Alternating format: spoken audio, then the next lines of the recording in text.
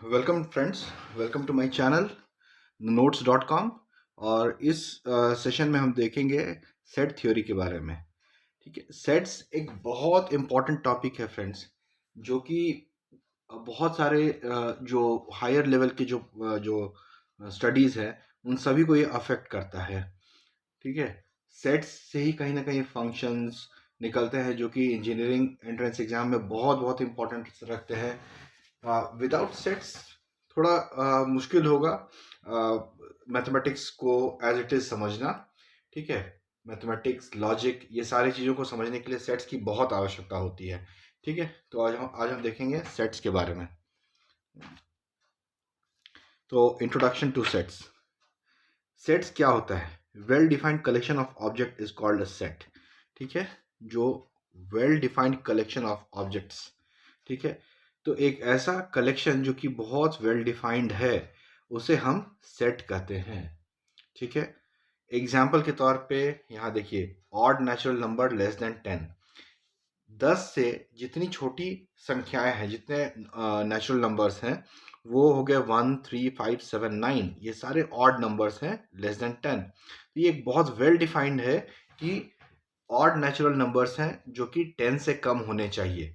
ठीक है, तो ये हो गया एक वेल डिफाइंड सेट्स। ठीक है, इसी तरह से अब हम देखेंगे दूसरा एग्जाम्पल से रिवर्स ऑफ इंडिया। इंडिया के जितने भी रिवर्स हैं, अगर सभी को आप काउंट कर सकते हो, वेल डिफाइंड है। ठीक है, तो वो भी एक सेट के कैटेगरी में आएंगे। Then prime factors of 210। Prime factors of 210, अगर हम प्राइम फैक्टर्स ऑफ 210 की अगर हम बात करें, तो अभी हम देखिए, 210 को अगर हम प्राइम फैक्टर्स में अगर कन्वर्ट करते हैं तो क्या आता है? 2, 3, 5, 7। अगर 2 को 3 से मल्टीप्लाई किए तो 6, 6 को 5 से मल्टीप्लाई किए तो 30, 30 इंटू 7, 210। इसके अलावा और कोई प्राइम फैक्टर्स तो नहीं हो सकते हैं। तो ये प्राइम फैक्टर्स ऑफ 210, ये जो होगा ये सेट का एक एग्जाम्पल है। ठीक है, इसी प्रकार से vowels of English alphabet, AEIOU। ठीक है, ये इंग्लिश अल्फ़ाबेट्स के वॉवेल्स हैं। ठीक है, तो ये भी एक वेल डिफाइंड सेट्स है। इसी तरह solution of equation x² - 5x + 6 = 0। तो इसमें x की वैल्यू 2 है और x की वैल्यू 3 होती है। ठीक है, तो ये दोनों ही वैल्यू इस इक्वेशन को सेटिस्फाई कर सकते हैं। तो इस इक्वेशन का सॉल्यूशन क्या होगा? 2 और 3, जो कि एक वेल डिफाइंड कलेक्शन है। If the objects are not collected in a well-defined format, or if the set is not having well-defined elements, then it is not known as set.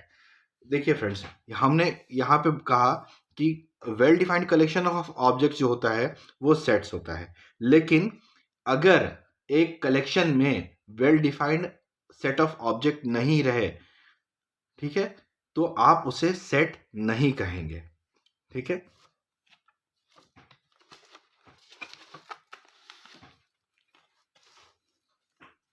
देखिए example के तौर पे क्या है? अ collection of bright students of a class. ठीक है, एक class है फ्रेंड्स, वहाँ बहुत सारे स्टूडेंट्स हैं। अब कौन स्टूडेंट ब्राइट है, अभी अच्छा परफॉर्म कर रहा है, लेकिन हो सकता है आगे जाके अच्छा परफॉर्म ना करे। ऐसा भी हो सकता है कि जो अभी उतना अच्छा परफॉर्म नहीं कर रहा है, वो बाद में जाकर के अच्छा परफॉर्म करे। तो आप ये नहीं कर सकते हो कि उस क्लास में कितने स्टूडेंट्स हैं जो कि ब्राइट होंगे। ठीक है, you can not say that. So that is not a collection, that is not a set. ठीक है, अ collection of renowned mathematicians of the world. अब कौन सा मैथमेटिशियन जो है काफी रिनाउड है, आप नहीं कह सकते। ठीक है, इसलिए this is also not a collection, this is not also not a set. Okay, अब हम फ्रेंड्स आते हैं सेट्स एंड द रिप्रेजेंटेशन पे। एक सेट को किस तरह से रिप्रेजेंट किया जाता है, ये कुछ एक पॉइंट्स हैं जो कि आपको हेल्प करेंगे समझने के लिए। तो sets are usually denoted by capital letters. ठीक है, अगर मान लीजिए कोई एक सेट है, लेट अस से the collection of all the vowels, तो A, E, I, O, U। ठीक है, ये सारे वॉवेल्स हैं और इसको हम सेट ए से डिनोट किए हैं। तो ये जो ए जो लेटर होगा ये हमेशा कैपिटल होगा। ओके, नेक्स्ट जो है, elements of set are represented by small letters a b c x y z. Okay, तो आप देखिए इसके अंदर जो भी एलिमेंट्स है ये हमेशा स्मॉल लेटर से ही रिप्रेजेंट किए जाते हैं, है ना, ये कैपिटल लेटर से रिप्रेजेंट नहीं किए जा सकते। Okay, then comes objects and elements and numbers are synonymous terms. ठीक है, अब देखिए इस ये जो सेट हमने बनाया इसके अंदर जो भी ये ऑब्जेक्ट्स हैं इन्हें आप ऑब्जेक्ट्स कर लीजिए या एलिमेंट्स कर लीजिए या मेंबर्स कर लीजिए। या तो ये ऑब्जेक्ट कहलाएगा या ये एलिमेंट कहलाएगा या एक मेंबर कहलाएगा। ठीक है, नेक्स्ट जो है यहाँ पे ए बिलोंग्स टू ए, ये जो सिंबल है ये बिलोंग का सिंबल है। A belongs to capital A belongs to capital A, इसका मतलब क्या हो गया, A is an element of set A. ठीक है, तो जो हमने ये लिखा था A is equal to A E I O U, ठीक है, तो इसमें ये जो एलिमेंट है ये इस सेट का एलिमेंट है। तो इसे हम किस तरह से लिखेंगे, इसे हम लिखेंगे ए बिलोंग्स टू ए। ठीक है, नेक्स्ट जो है इसमें b does not belongs to b. अगर ये बिलोंग वाला जो सिंबल है इसे अगर हम इस तरह से काट देते हैं तो ये इसका मतलब होता है b does not belongs to capital B. B is not an element of set B. ठीक है, तो b is not an element of set B. There are two methods of तो नेक्स्ट है friends, there are two methods of representing a set. एक set को किस तरह से रिप्रेजेंट किया जाता है, क्या तरीके हैं, तो इसमें दो तरीके से रिप्रेजेंट किया जाता है। पहला है रोस्टर और टैबुलर फॉर्म और दूसरा है सेट बिल्डर फॉर्म। ओके, तो ये दोनों तरीके से सेट को रिप्रेजेंट किया जा सकता है। तो आगे हम देखते हैं, in the following pages we will see roster form and set builder form in much details. आगे आने वाले पेजेस में हम देखेंगे सेट बिल्डर फॉर्म किस तरह से बनता है और सेट ये रोस्टर फॉर्म जो होता है वो किस तरह से फॉर्म होता है।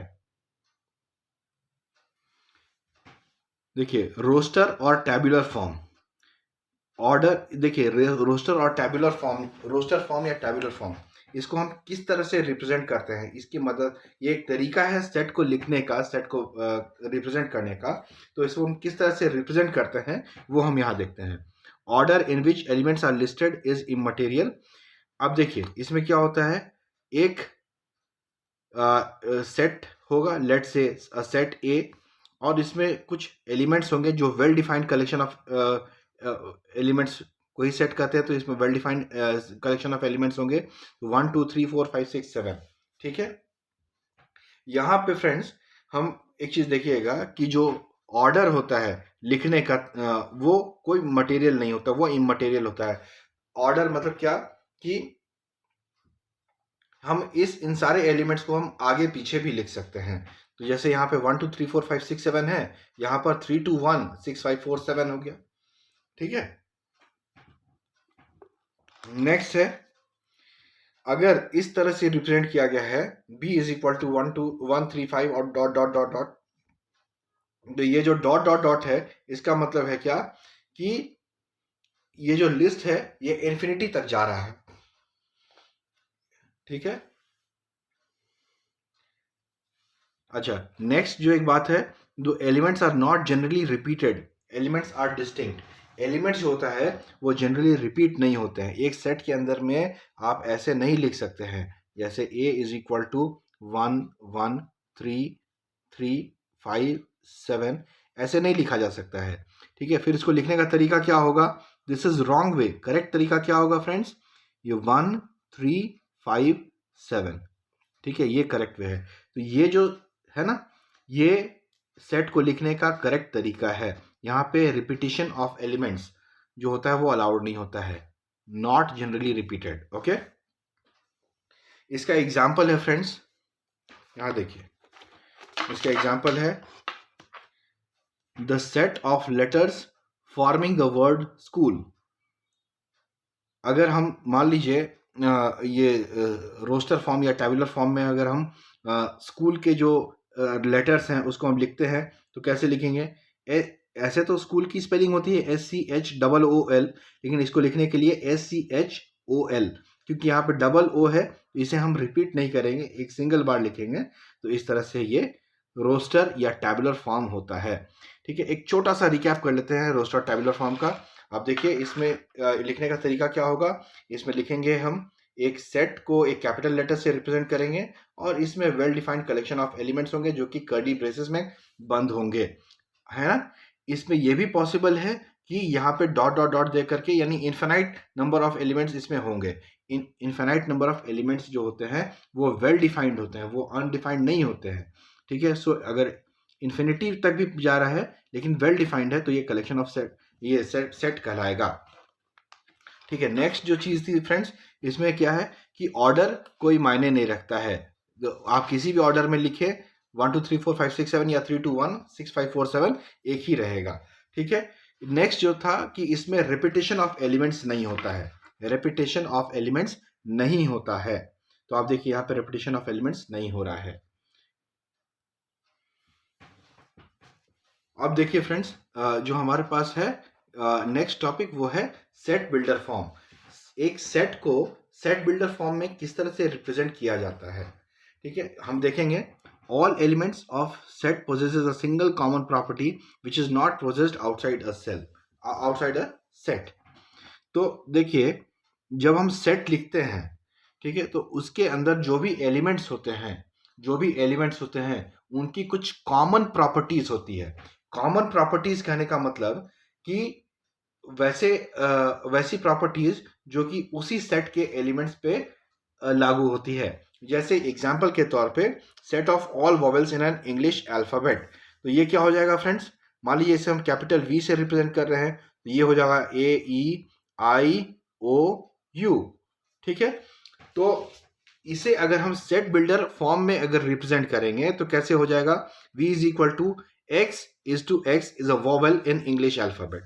ये क्या है, एक एलिमेंट है जो कि इंग्लिश अल्फाबेट का एक वॉवेल है। अब देखिए ये जो प्रॉपर्टी है, ये इस सेट के बाहर कोई भी एलिमेंट के ऊपर लागू होती है क्या, नहीं, पॉसिबल नहीं है। ठीक है, इसके अलावा जो एलिमेंट्स होंगे, मान लीजिए एक वो होगा BCDFGHJ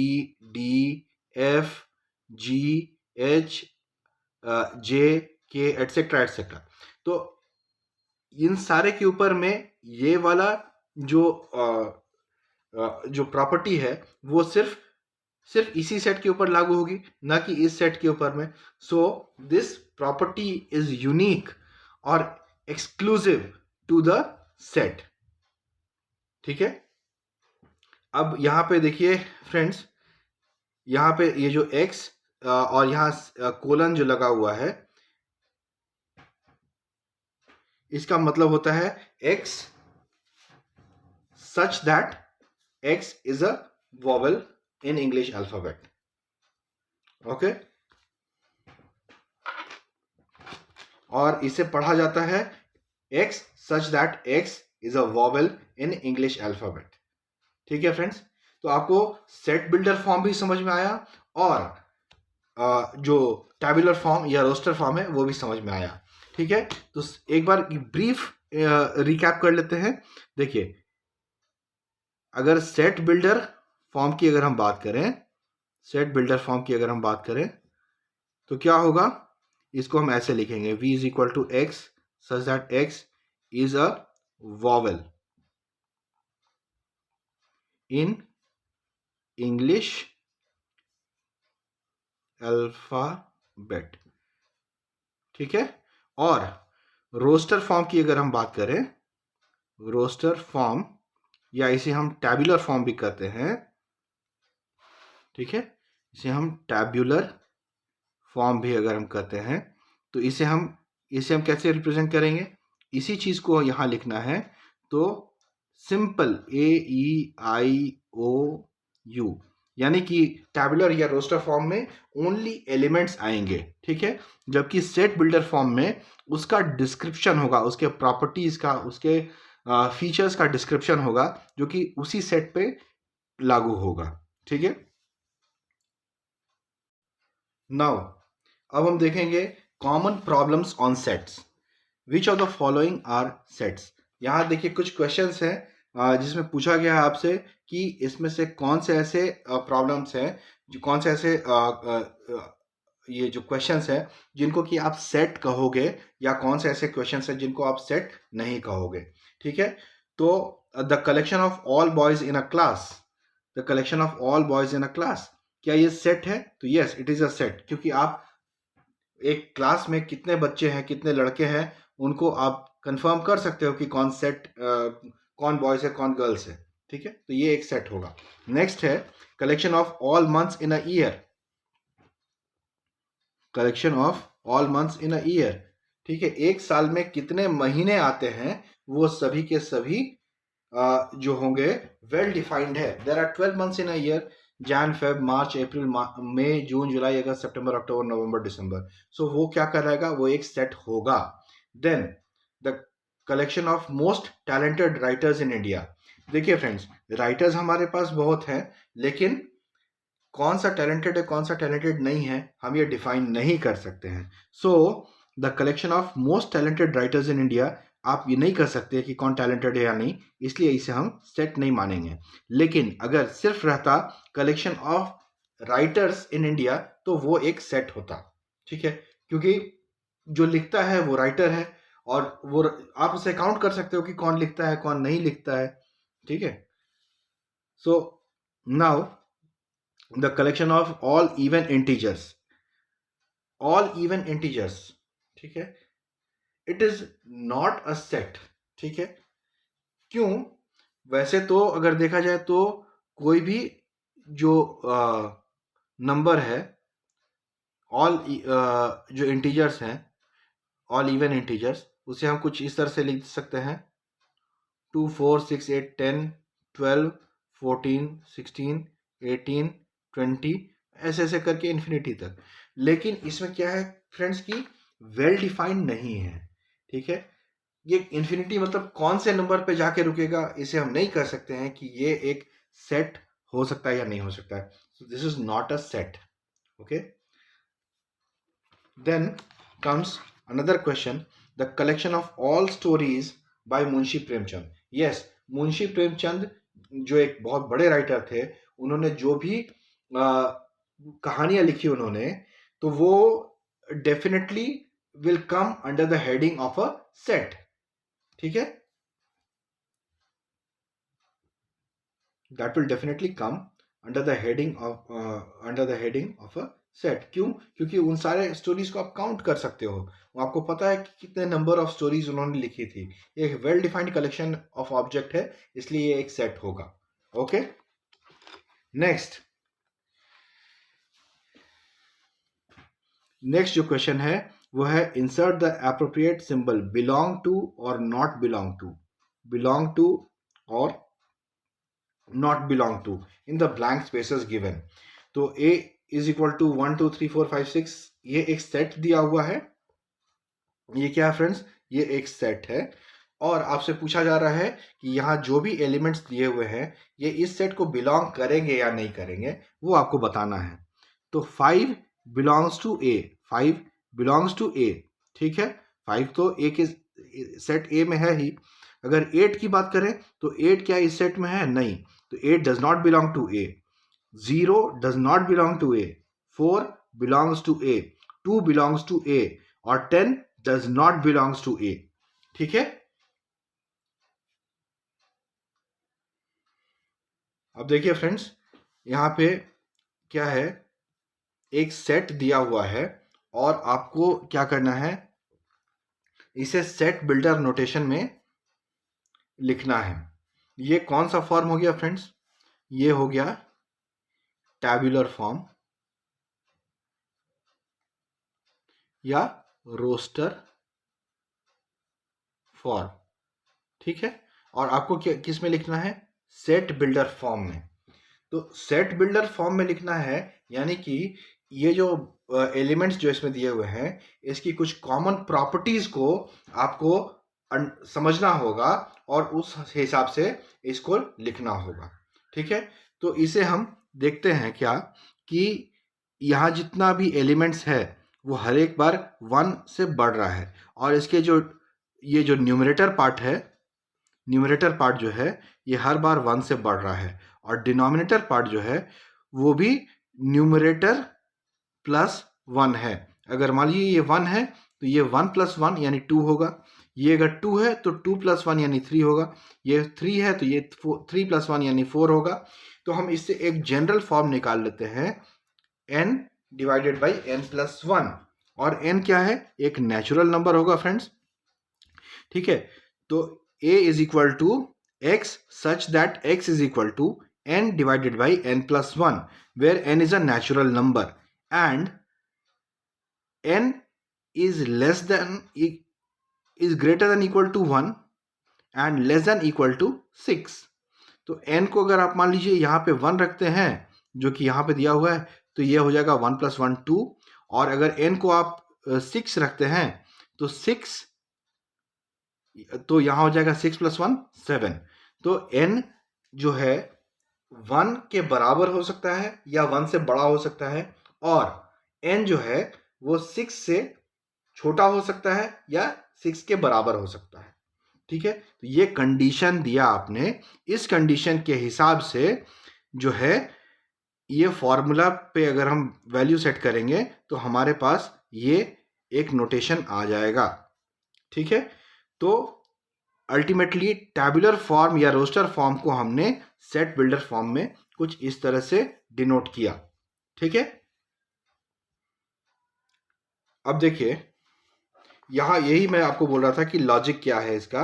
तो denominator is 1 more than it's numerator, denominator जो है वो न्यूमरेटर से एक ज़्यादा है, ठीक है। एंड न्यूमरेटर जो होता है वो यहाँ पे 6 से बड़ा नहीं है, 6 numerator does not exceeds 6, numerator does not exceeds 6, ठीक है। नेक्स्ट जो क्वेश्चन है हमारा फ्रेंड्स वो है list the elements of the following sets. ये हमारा जो है ये जो एक सेट दिया हुआ है जो कि सेट बिल्डर फॉर्म में है, और इसी सेट बिल्डर फॉर्म को हमें क्या करना है, इसके एलिमेंट्स को लिस्ट आउट करना है। तो यहाँ पे क्या दिया हुआ है, d is equal to x such that x is a letter in the word loyal. Loyal में जो भी लेटर है वो x की वैल्यू होगी, ठीक है, और वही x हमारा एलिमेंट है। तो उसको हम कैसे रिप्रेजेंट करेंगे, हमारा टैबुलर फॉर्म में या रोस्टर फॉर्म में। तो LOYAL, देखिए यहाँ पे रिपीटेशन अलाउड नहीं है, इसलिए यहाँ पर हमने L नहीं लिखा, ठीक है, ठीक है। आप एक चीज याद रखिएगा फ्रेंड्स कि जो टैबुलर फॉर्म होता है या रोस्टर फॉर्म होता है उसमें सिंपली एलिमेंट्स को लिखते हैं और एलिमेंट्स रिपीट नहीं होते हैं, ठीक है। जबकि सेट बिल्डर फॉर्म में वो जो कॉन्सेप्ट है या जो लॉजिक है वो हमें स्टेटमेंट के रूप में यहां लिखना पड़ता है। नाउ हमारा जो नेक्स्ट टॉपिक है वो है टाइप्स ऑफ सेट्स। देखिए इसमें पहला जो टाइप ऑफ सेट है वो है empty set. A set which does not contain any element is called empty set. एक सेट ऐसा जिसमें कि कोई भी एलिमेंट नहीं हो उसे हम एम्प्टी सेट कहते हैं। इसे हम नल सेट या वॉइड सेट भी कहते हैं, और इसे हम फाई से भी डिनोट करते हैं। ये जो लेटर है ये लैटिन या ग्रीक लेटर है जिसे हम फाई PHI फाई से डिनोट करते हैं, ठीक है। इसका एग्जाम्पल हम देखते हैं। एक इसका पहला जो एग्जाम्पल है, s is equal to x such that x square is equal to 4 and x is an odd integer, ठीक है। देखिए फ्रेंड्स अगर x square is equal to 4 होगा तो x is equal to root of 4 that is given by plus minus 2। या तो x की value plus 2 होगी या x की वैल्यू माइनस 2 होगी, ठीक है।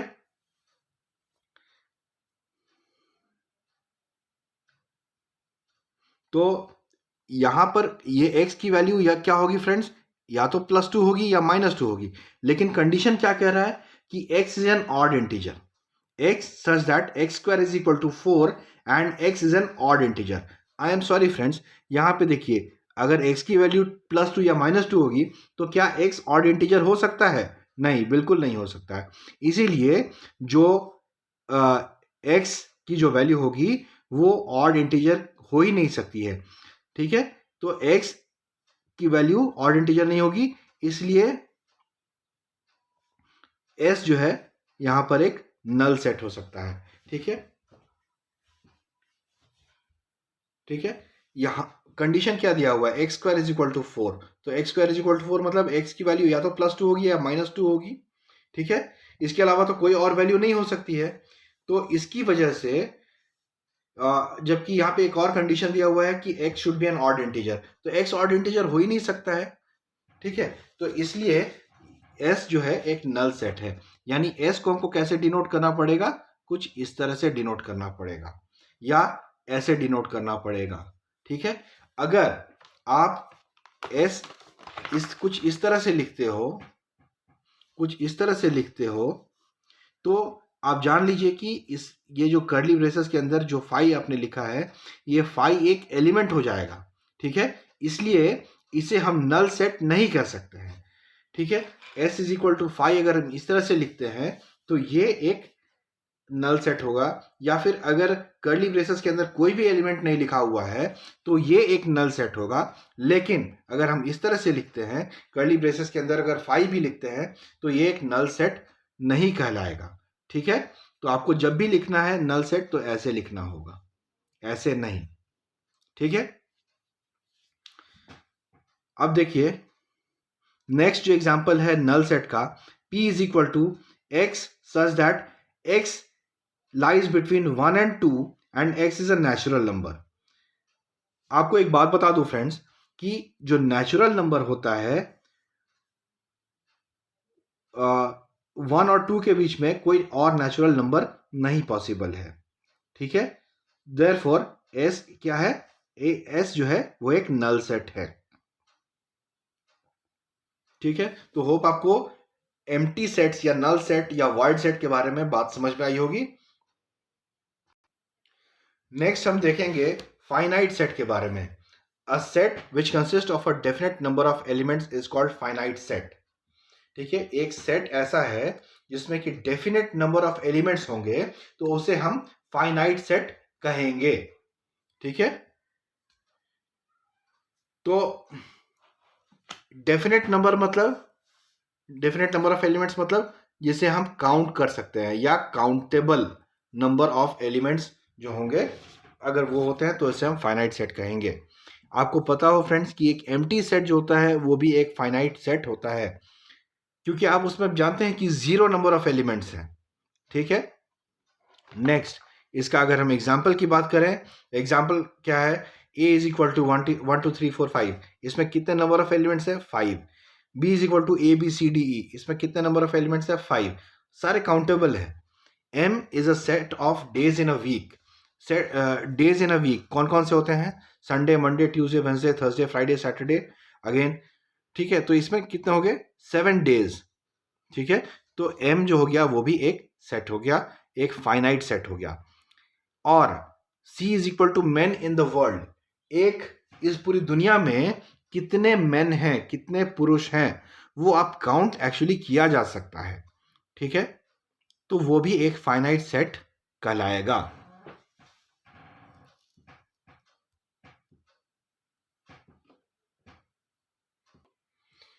अब देखिए हमारे पास जो दूसरा जो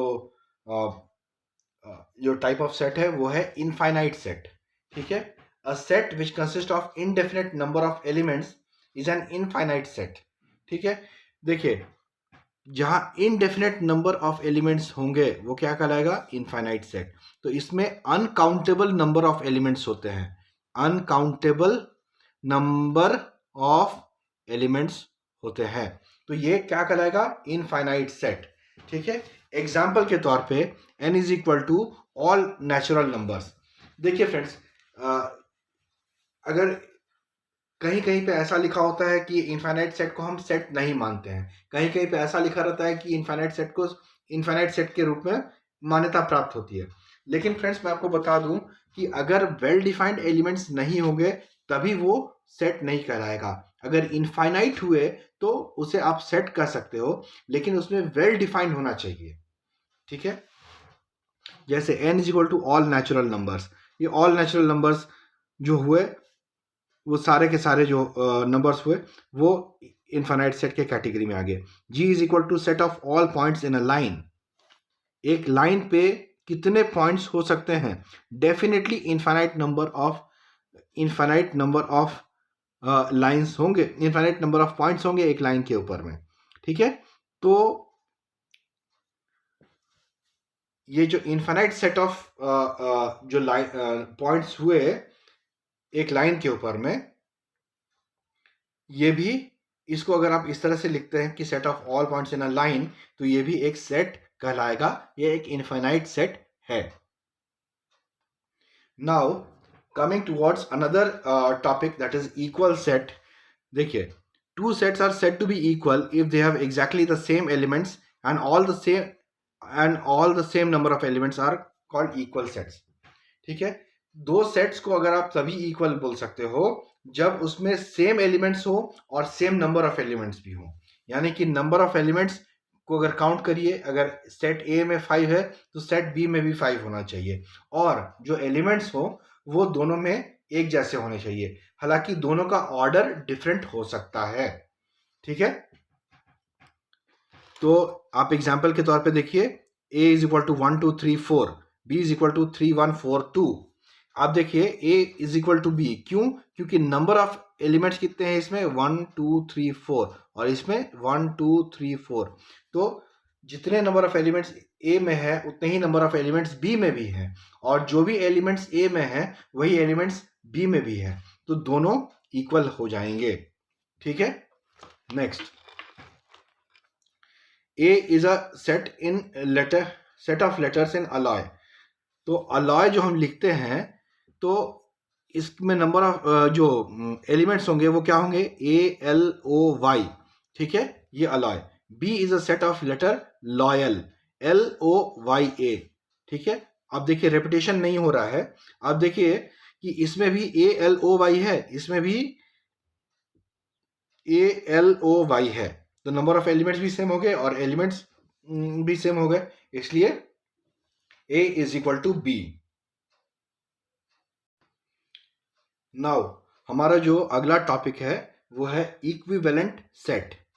तो two finite sets are said to be equivalent if they have same number of elements. ठीक है, if they have same number of elements. आप देखिए फ्रेंड्स, यहाँ पे सिर्फ सेम नंबर ऑफ एलिमेंट्स की बात हो रही है, सेम एलिमेंट्स की बात नहीं हो रही है। यानी कि सेम नंबर ऑफ एलिमेंट्स होना चाहिए, लेकिन ज़रूरी नहीं है कि वो सेम एलिमेंट्स ही हो। ठीक है, हो भी सकता है, नहीं भी हो सकता है। ठीक है, तो इस अगर इक्विवेलेंट सेट होगा तो कैसे लिखेंगे? A is equivalent to B, और इसका एग्जाम्पल क्या है friends? A is equal to ABCDE and B is equal to 1 2 3 4 5। अब देखिए 1 2 3 4 5, इसमें नंबर ऑफ एलिमेंट्स 5 है, 1 2 3 4 5 इसमें भी नंबर ऑफ एलिमेंट्स 5 हैं।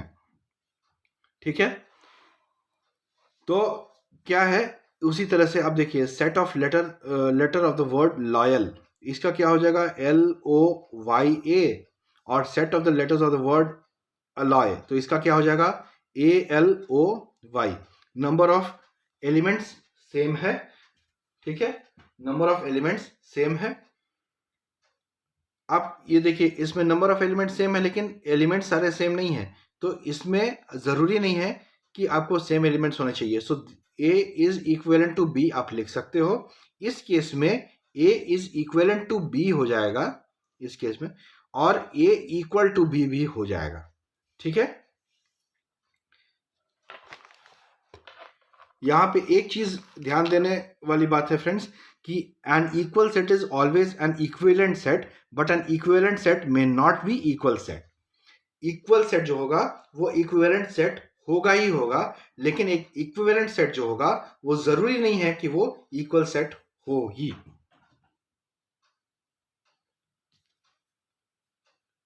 अब आते हैं एक नेक्स्ट कॉन्सेप्ट के ऊपर में, subset and superset. If if every element of set A is also an element of set B, then A is called subset of B, or A is contained in B. It is written as A belongs to B, या A is a subset of B. देखिए, अगर set A का सारा element is also the element of set B, ठीक है, then A is called a subset of B. अगर A का सारा एलिमेंट सेट B में रहे तो क्या होगा? A is a subset of B. A is a subset of B, ठीक है. या फिर हम लिखेंगे A is contained in B. या तो लिखेंगे A is a subset of B और A is contained in B, ठीक है.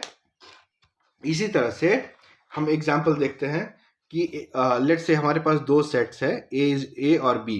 ए is equal to 1 2 3 4 5, B is equal to 1 2 3 4 5 6 7 8 9 10. तो क्लियरली आप देखिए कि ए के जितने एलिमेंट्स हैं वो बी में कंटेन्ड है, यानी कि A is a subset of B, ठीक है. अब देखिए यहाँ पर हम एक और सेट ले लेते हैं, let's say C is equal to 11 12 13 14 15. तो C का कोई भी एलिमेंट A में कंटेन्ड है नहीं, यानी C is not a subset of A and C is also not a subset of B, ठीक है. इसी तरह से एक और एग्जांपल ले लेते हैं कि A is equal to AEIOU और यहां पे लिखते हैं B is equal to ABCD, ठीक है. तो आप देखिए A का कुछ एलिमेंट जो है बी में कंटेंट है, जैसे ए की बात करें तो ये कंटेंट है, लेकिन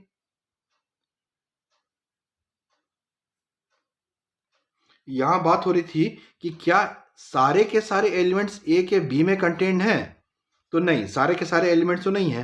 तो इसीलिए A is not a subset of B and B is not a subset of A, ठीक है. नाउ अब देखिए, अगर हम बात करें फाई की, तो फाई क्या है? एक ऐसा एलिमेंट है फ्रेंड्स जो कि नल सेट को डिनोट करता है, यानी कि ऐसा सेट जिसमें कि कोई भी एलिमेंट नहीं हो. तो क्या कोई एक ऐसा सेट जिसमें कोई भी एलिमेंट नहीं हो वो सारे सेट्स का सबसेट हो सकता है क्या? तो yes, phi is a subset of A and phi is a subset of B. जो हमने पहले देखा, जो दो सेट्स थे, उन दोनों सेट्स में फाई अवेलेबल था, यानी कि कुछ भी नहीं, सभी सेट्स में अवेलेबल होता है. तो फाई जो होगा कोई भी सेट का सबसेट हो सकता है. तो अब फाइनली हम एक क्वेश्चन देखते हैं. Write down the subsets of A where A is equal to 1, 2. तो इसका अगर सबसेट हम लिखेंगे तो कैसे लिखेंगे? देखिए, फाई सभी का सबसेट होगा, देन 1, देन 2, देन 1, 2. ये जो है, ये सारे एलिमेंट्स जो हैं वो सारे ए के सबसेट होंगे. ये जो सारे जो सबसेट्स हैं वो सब ए के सबसेट हैं, ठीक है. Now coming to another topic, proper subset and super subset. Let A and B be two sets. If A is a subset of B and A is not equal to B, then A is called proper subset of B and B is a superset of A. देखिए friends, अगर हमारे पास दो set दिए हुए हैं A और B, और A जो है B का सबसेट है और A is not equal to B, then A is called proper subset of B. Okay, and B is the super set of A. इसे हम एक एग्जांपल से समझते हैं. मान लीजिए हमारे पास एक एग्जांपल है जिसमें कि सेट दिया हुआ है A is equal to 1 2 3 and B is equal to 1 2 3 4 5. Clearly A के सारे एलिमेंट्स जो है B में कंटेंट है, तो इसलिए A जो होगा will be a subset of B. A is a subset of B. और हम देखेंगे A is not equal to B, ठीक है. इसका मतलब क्या हो गया कि A जो है वो B का प्रॉपर सबसेट है. A जो है वो B का प्रॉपर सबसेट है और B जो है वो A का सुपर सेट है. बी जो है वो ए का सुपर सेट है। नेक्स्ट जो है फ्रेंड्स वो है singleton set. Singleton set, a set A has only one element, we call it singleton set। एक कोई भी एक सेट है जिसमें सिर्फ एक ही एलिमेंट होना चाहिए, वो ऐसे सेट को हम क्या कहेंगे? Singleton set. ठीक है, तो A is equal to under curly braces small a, so A is a singleton set। B is equal to under curly braces 5, तो B is a singleton set।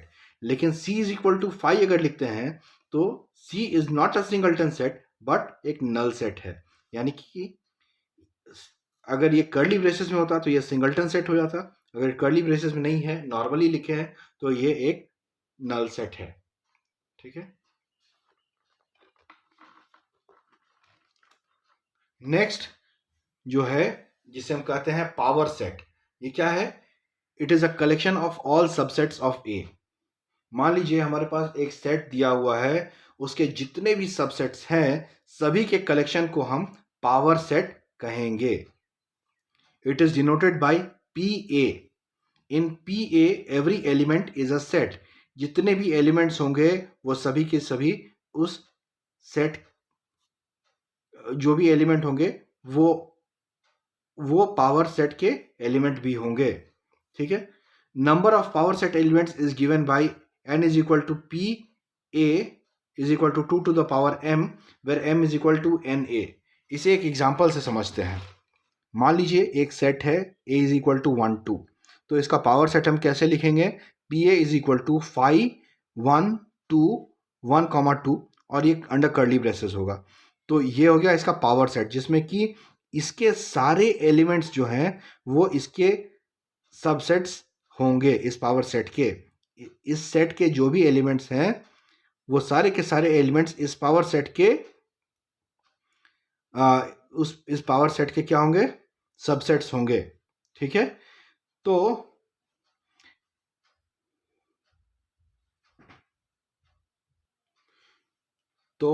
इस केस में जो नंबर ऑफ एलिमेंट्स होंगे वो N A से denote होंगे, और n A is equal to क्या होगा? 1 2, यानी इसमें दो ही नंबर ऑफ एलिमेंट्स हैं, तो n A is equal to 2 and this is given by M.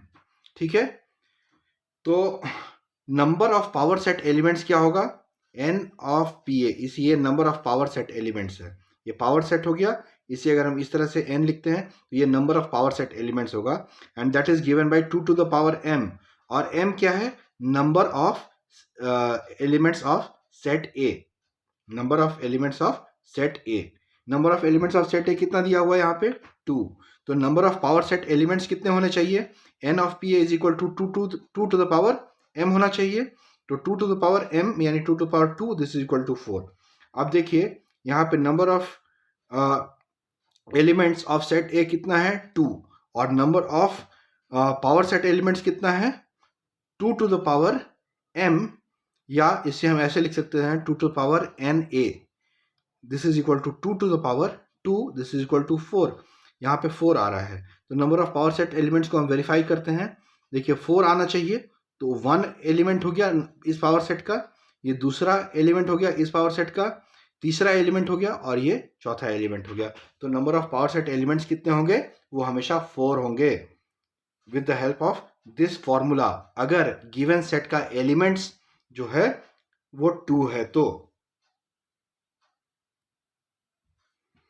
Universal set, universal set क्या होता है फ्रेंड्स? ये एक बहुत इंपॉर्टेंट कॉन्सेप्ट है, क्योंकि इसके बाद जो है हम वेन डायग्राम्स की तरफ जाते हैं, और वेन डायग्राम्स में यूनिवर्सल सेट, इंटरसेक्शन ये वगैरह वगैरह जो हम पढ़ते हैं, उसके लिए यूनिवर्सल सेट का सही कॉन्सेप्ट पता होना ज़रूरी है। तो universal set is a set that has all elements that are being considered in the problem. ठीक है, यानी कि जो प्रॉब्लम जो दिया हुआ है, जो भी क्वेश्चन दिया हुआ है, उसके अंदर जितने भी एलिमेंट्स हैं, जितने भी सेट्स हैं, सभी के सभी यूनिवर्सल सेट के अंदर आएंगे, है ना। It is denoted by capital U. इसका एग्जाम्पल देख लेते हैं। तो A is equal to set of all male human population.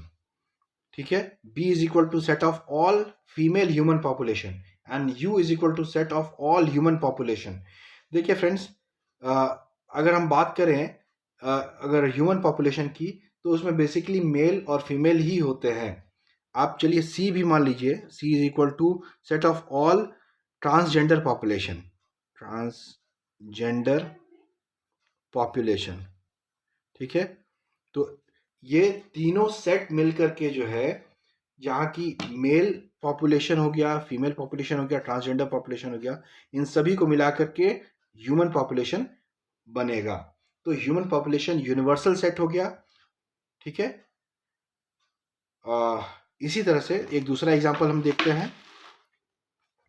दूसरा एग्जांपल है सेट ऑफ ऑल इंटीजर्स।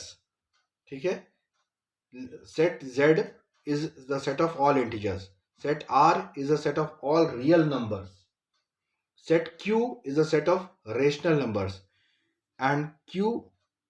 तो आप देखिए, जो भी रेशनल नंबर्स होते हैं उसमें इंटीजर्स भी आ जाएंगे और उसमें रियल नंबर्स भी आ जाएंगे।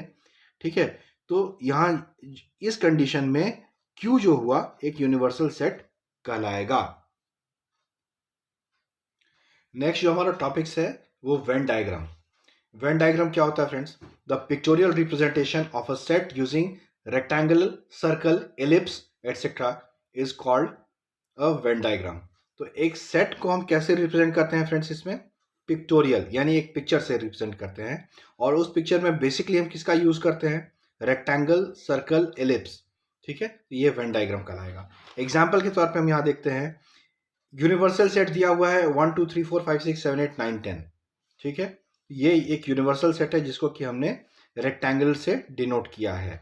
ठीक है, और इसके अंदर में जो दो सेट्स हैं, सेट बी हम पहले कंसिडर कर रहे हैं, तो ये हो जाएगा 2 4 6 8 10। देखिए 2 4 6 8 10 ये सेट बी हो गया, और 6 और 4 is equal to set A, तो 6 और 4 जो हुआ ये सेट ए हो गया। ठीक है, इसके अलावा जो एलिमेंट्स हो गए 1 3 5 7 9। ठीक है, अब देखिए इस पिक्चोरियल रिप्रेजेंटेशन से या वेन डायग्राम से बिल्कुल क्लियर हो जाएगा कि कौन किसका सबसेट है या कौन किसका सुपर सेट है। ठीक है, तो अब देखिए यहाँ पे A बिलोंग्स टू B। ठीक है, या A is a subset of B। A जो है वो B का सबसेट है, जाहिर सी बात है ये B है तो B से कट करके निकला हुआ है A। ठीक है, and B is a set of universal, subset of universal set U। ठीक है, या हम ऐसे कहेंगे कि B belongs to universal set U। Okay, B किसको बिलोंग कर रहा है? यूनिवर्सल सेट को। And A belongs to U। A किसको बिलोंग कर रहा है? A भी U को बिलोंग कर रहा है। ठीक है, तो ये हो गया Venn diagrams. Okay, now come to another topic, that is complement of a set. The complement of a set A is set of all elements of U which are not the elements of A। ठीक है, यानी कि अगर हम बात करें complement of set A की, that is represented by A dash। ठीक है, इसको अगर हम इसका एक अगर सेट बिल्डर फॉर्म में लिखें तो A dash is equal to x such that x क्या है? एलिमेंट है उस यूनिवर्सल सेट का जो कि x does not belong to A। ठीक है, तो जैसे अगर मान लीजिए एक यूनिवर्सल सेट है, इसमें नंबर्स दिए हुए हैं 1 2 3 4 5, और इसमें से एक सेट A है जिसमें कि 1 2 3 दिया हुआ है। ठीक है, तो रिमेनिंग जो हो जाएगा वो क्या हो जाएगा? वो हो जाएगा 4, 5। तो अगर A हो जाएगा 1 2 3, तो इसी यूनिवर्सल सेट में से जो A का वैल्यू नहीं है, A को बिलोंग नहीं कर रहा है, वो A डैश हो जाएगा, दैट इज गिवन बाय 4, 5। ठीक है, तो ये हो गया कॉम्प्लीमेंट ऑफ अ सेट। तो कॉम्प्लीमेंट ऑफ अ सेट को कैसे रिप्रेजेंट किया जाता है फ्रेंड्स? तो देखिए ये है सेट A और ये है हमारा यूनिवर्सल सेट। तो जो भी A का सेट नहीं है, A का पार्ट नहीं है, लेकिन यूनिवर्सल सेट का पार्ट है, तो उसे हम इस तरह से डैश डैश करके इसे हम कॉम्प्लीमेंट ऑफ सेट ए से डिनोट करते हैं। ठीक है, यहाँ इसका एग्जाम्पल ले लीजिए, जैसे मैंने पहले भी दिया हुआ है एग्जाम्पल आपको। तो इसमें है यूनिवर्सल सेट 1 2 3 4 5 6 7 8 9 10 और a इज इक्वल टू 1 3 5 7 9, तो a डैश क्या हो जाएगा 2 4 6 8 10। ठीक है, तो ये होगा universal set, complement of a set. Now another concept is the union of sets.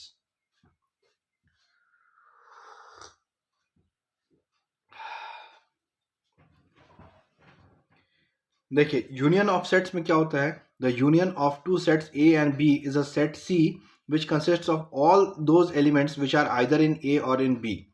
तो अगर मान लीजिए हमारे पास दो सेट्स हैं ए और बी, तो ए में जितने एलिमेंट्स हैं और बी में जितने एलिमेंट्स हैं, ये सारे एलिमेंट्स अगर एक ऐसे सेट में हो जाएं जहां की ए और बी के सारे एलिमेंट्स जो है एक दूसरे सेट में हो जाए, तो हम कहेंगे कि वो union of set A and B है। तो ये रिप्रेजेंट कैसे होता है, C is equal to A union B and this is equal to x such that X belongs to A और एक्स बिलोंग्स टू बी। यहाँ पे ये और लॉजिक आता है फ्रेंड्स, ये ध्यान रखिएगा, यूनियन ऑफ सेट्स में और का कंसेप्ट आता है and it is written as A union B. ठीक है, अब देखिए हमारे पास जो इसका एग्जाम्पल है, मान लीजिए ये हमारे पास यूनिवर्सल सेट है और हमारे पास सेट ए है, ये सेट बी है।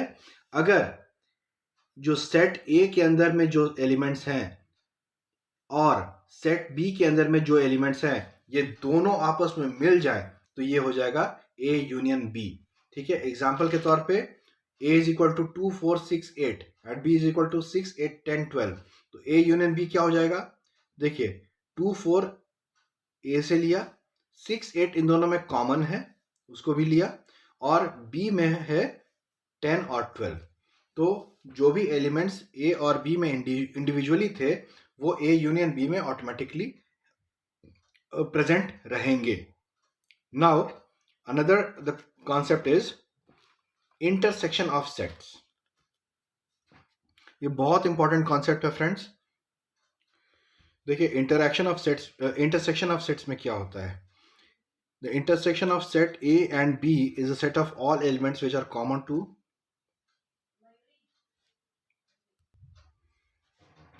Common to both A and B. तो वैसे एलिमेंट्स जो सेट ए और बी के होंगे जो कि कॉमन होंगे, तो उन कॉमन एलिमेंट्स के सेट को हम क्या कहेंगे, इंटरसेक्शन ऑफ सेट्स। ठीक है, तो C is equal to A intersection B, this is equal to X such that X belongs to A and X belongs to B। ठीक है, it is read as A intersection B, A intersection B। ठीक है, अगर A intersection B is equal to 5 आता है, यानी A और B जो है दोनों में कोई भी सिमिलैरिटी या कोई भी कॉमन पॉइंट नहीं है, तो उस तरह के उस केस में क्या कहेंगे, A और B को हम क्या कहेंगे, डिसजॉइंट सेट्स कहेंगे। तो A B इस तरह से ये बनेगा। अगर इंटरसेक्शन ऑफ सेट्स की बात करें तो यहाँ पर इस तरह से बनेगा। यहाँ देखिए A और B का जो कॉमन पॉइंट है वो ओवरलैप किया हुआ है, यहाँ पे कोई ओवरलैपिंग नहीं है, इसलिए ये डिसजॉइंट सेट्स है।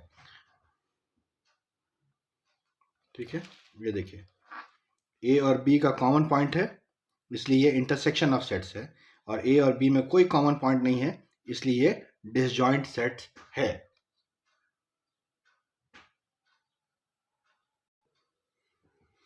एग्जाम्पल के तौर पे ए इज इक्वल टू 2 4 6 8 और b इज इक्वल टू 6 8 10 12। तो इस केस में क्या होगा, a इंटरसेक्शन b क्या हो जाएगा, जो कॉमन जो एलिमेंट्स हैं 6 8, ये इंटरसेक्शन ऑफ सेट्स में आ जाएंगे। ठीक है, जबकि अगर हम एक और सेट ले लें c, तो c इज इक्वल टू 11 13 14। ठीक है, 11 13 14। अब देखिए a और b और c में, a और c में कोई कॉमन है नहीं, तो a और c जो क्या होगा, ये एक डिसजॉइंट सेट हो जाएगा। इसी तरह से b और c भी क्या होगा, ये डिसजॉइंट सेट हो जाएगा। यानी a intersection c is equal to 5 and b intersection c is equal to 5। a intersection c is equal to 5 and b intersection c is equal to 5।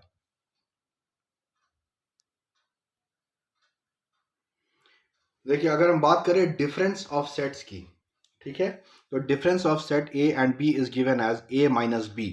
It is read as a difference b if it is a set of elements which belong to a but not belong to b. ठीक है, यानी कि ए में element है लेकिन B में element नहीं है, तो उसे हम ए माइनस बी कहेंगे. ठीक है, और इसको हम सेट बिल्डर नोटेशन में कैसे लिखेंगे? A minus B is equal to x such that X belongs to A and X does not belongs to B.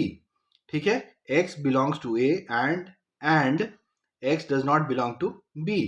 ठीक है, X belongs to A, X यानी जो भी एलिमेंट्स है वो ए में कंटेंट है लेकिन बी में कंटेंट नहीं है, तो वो क्या हो जाएगा? ए माइनस बी.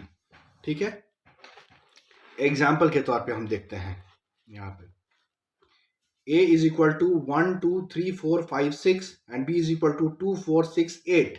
तो a माइनस बी क्या हो जाएगा? 1 3 5. देखिए a इज इक्वल टू 1 2 3 4 5 6 है, b इज इक्वल टू 2 4 6 8 है. तो ये जो कॉमन एलिमेंट्स हो गए 2 4 6, ठीक है, 2 4 6 ये कॉमन एलिमेंट्स हो गए, यानी ये बी में भी कंटेंट है. लेकिन अगर हम a माइनस बी की बात करें तो वो a में कंटेंट होना चाहिए लेकिन b में कंटेंट नहीं होना चाहिए. तो b में कंटेंट जो है वो 2 4 6 तो हो गए, लेकिन a में कंटेंट जो है वो 1 3 5 होंगे, b में कंटेंट नहीं है 2 4 6. ठीक है, इसी तरह से b माइनस ए क्या होगा? तो b में कंटेंट होने चाहिए लेकिन a में कंटेंट नहीं होने चाहिए. तो b में कंटेंट होने चाहिए लेकिन a में कंटेंट नहीं होने चाहिए. b में कंटेंट तो क्या होगा इसका? b minus A is equal to 8.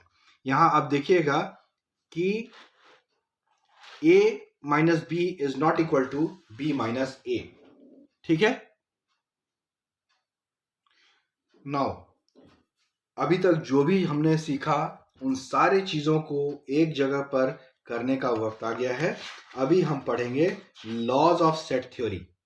ठीक है, जितना भी इंटरसेक्शन ए माइनस बी या बी माइनस ए यूनियन ये सारे या वेन डायग्राम जो हमने सीखा वो यहाँ पर काम आएगा. तो लॉज ऑफ सेट थ्योरी में पहला लॉ है एसोसिएटिव लॉ. एसोसिएटिव लॉ क्या कहता है? A intersection B intersection C is equal to A intersection B intersection C and A union B union C is equal to A union B union C. ठीक है, तो Venn diagram ये जो पहला वाला जो केस है A intersection B intersection C, ये हो गया. This is equal to A intersection B intersection C. ठीक है, ये जो पॉइंट हुआ, ये जो तीनों का जो कॉम्प्लीमेंट हो गया, तीनों का जो कॉमन पॉइंट हो गया, सॉरी कॉम्प्लीमेंट नहीं कॉमन पॉइंट जो हो गया, this is what is A intersection B intersection C and this is A intersection B intersection C. So this is the point. So ये दोनों इक्वल होगा, इधर आप ऐसे लिखिए या ऐसे लिखिए, दोनों इक्वल होगा. ठीक है, इसी तरह से A union B union C is equal to A union B union C. अब देखिए अगर A union B union C की बात करें, A union B union C इन सभी की बात करें तो ये this is equal to A union B union C. ठीक है, तो इसे हम एग्जांपल से समझते हैं. a is equal to 1 2 3, b is equal to 4 5 6 and c is equal to 7 8 9. ठीक है, तो a इंटरसेक्शन b क्या होगा? a और b में कोई भी कॉमन पॉइंट है क्या? नहीं, तो यहाँ पे 0 हो जाएगा. a intersection b intersection c, इनमें कोई भी कॉमन पॉइंट नहीं है. देखिए इनमें कोई भी कॉमन पॉइंट नहीं है इसलिए ये नल हो जाएगा. ठीक है, इसी तरह से b इंटरसेक्शन c भी नल हो जाएगा. a intersection b intersection c भी नल हो जाएगा. ठीक है, इसका मतलब क्या हो गया कि a intersection b intersection c वो भी नल है और a intersection b intersection c वो भी नल है. So a intersection b intersection c is equal to a intersection b intersection c. और जो नेक्स्ट जो है हमारा a यूनियन b क्या हो जाएगा? 1 2 3 4 5 6 1 2 3 4 5 6. ठीक है, और a union b union c क्या हो जाएगा? ये 1 2 3 4 5 6 7 8 9. ठीक है। इसी तरह से बी यूनियन सी क्या हो जाएगा 4 5 6 7 8 9, और A union B union C क्या हो जाएगा 1 2 3 4 5 6 7 8 9। तो ये दोनों जो है इस तरह से इक्वल हो जाएंगे, ठीक है। तो आप इसे एक बार अपनी कॉपी में करके देखिएगा, तब आपको ये बहुत अच्छे से समझ में आ जाएगा। कम्यूटेटिव लॉ जो है वो हमारा नेक्स्ट टॉपिक है। तो इसमें क्या होता है, जो इसका पहला पॉस्टुलेट है A intersection B is equal to B intersection A and A union B is equal to B union A. जाहिर सी बात है फ्रेंड्स कि जो दोनों का कॉमन पॉइंट होगा दोनों इक्वल होगा, आइदर ए इंटरसेक्शन बी लिखें या बी इंटरसेक्शन ए लिखें। उसी तरह से दोनों का यूनियन जो होगा A union B is equal to B union A union B is equal to B union A. आप चाहे तो इस तरह से इसे आप एग्जाम्पल से समझ सकते हो। A is equal to 1 2 3, B equal to 2 3 4। तो A intersection B equal to 2 3, B intersection A is equal to 2 3। This is A intersection B is equal to B intersection A, and A union B is equal to 1 2 3 4, B union A is equal to 1 2 3 4, A union B is equal to B union A. अगर हम इडम्पोटेंट law की बात करें तो ये होता है A intersection A is equal to A and A union A is equal to A. तो ए इज इक्वल टू 1 2 3 4 यहाँ अगर हम ले लेते हैं तो ए यूनियन ए क्या होगा 1 2 3 union 1 2 3, and this is equal to 1 2 3, this is equal to A. And A intersection A क्या होगा 1 2 3 intersection 1 2 3, this equal to A this equal to 1 2 3, this equal to A. यानी कि हम ये कर सकते हैं according to this Venn diagram A union A and A intersection A is equal to A. Now हमारा जो अगला टॉपिक है वो आइडेंटिटी लॉ है। आइडेंटिटी लॉ क्या कहता है, A intersection U is equal to A and A union phi is equal to A intersection phi is equal to phi and A union U is equal to U, ठीक है।